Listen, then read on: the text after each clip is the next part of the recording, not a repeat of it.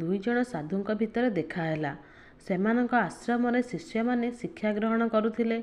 କଥା ପ୍ରସଙ୍ଗରେ ପ୍ରଥମ ସାଧୁ ଦ୍ୱିତୀୟଙ୍କୁ ପଚାରିଲେ, ମହାଶୟ, ଆପଣ କିପରି ଭାବେ ଆପଣଙ୍କ ଶିଷ୍ୟମାନଙ୍କୁ ସଂସ୍କାରୀ କରିବାର ପ୍ରଯତ୍ନ କରୁଛନ୍ତି? ମୁଁ ତ ସେମାନଙ୍କୁ ସଂସ୍କାରୀ କରିବା ଲାଗି କଠୋର ବ୍ୟବସ୍ଥା ପ୍ରବର୍ତ୍ତନ କରିଛି। ଯିଏ ନିୟମ ଉଲ୍ଲଙ୍ଘନ କରିବ ତା ଲାଗି ଦଣ୍ଡର ବ୍ୟବସ୍ଥା କରିଛି। ପ୍ରତିଦିନ ସକାଳେ ଏବଂ ସନ୍ଧ୍ୟାରେ ସେମାନଙ୍କୁ ପ୍ରବଚନ ଦେଉଛି। ସେମାନଙ୍କ ଉପରେ ଚିଲ ଭଳି ଆଖି ରଖିଛି। କିନ୍ତୁ ବେଳେବେଳେ ମୁଁ ହତାଶ ହେଉଛି। ଦ୍ୱିତୀୟ ସାଧୁ ପଚାରିଲେ, କାରଣ? ପ୍ରଥମ ସାଧୁ କହିଲେ, କାରଣ ସେମାନେ ସମସ୍ତେ ଆଶ୍ରମରେ ଠିକଣା ଆଚରଣ ପ୍ରଦର୍ଶନ କରୁଛନ୍ତି।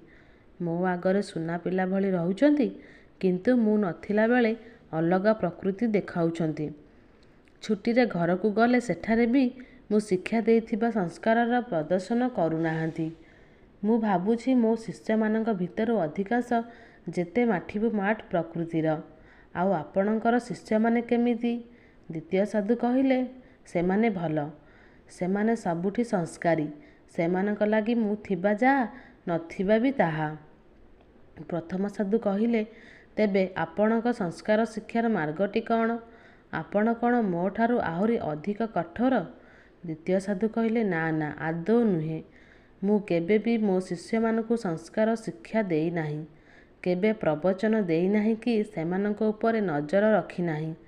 ମୁଁ ସେମାନଙ୍କଠାରୁ ଯାହା ଚାହେଁ ତାହା ମୁଁ ମୋ ନିଜ କାମରେ, ଆଚରଣରେ, ଉଚ୍ଚାରଣରେ ପ୍ରତିଫଳିତ କରିଛି। ସଂସ୍କାରୀ ଜୀବନ ଲାଗି ମୁଁ ନିଜ ଉପରେ ବରଂ ଖୁବ୍ କଠୋର ହୋଇଛି।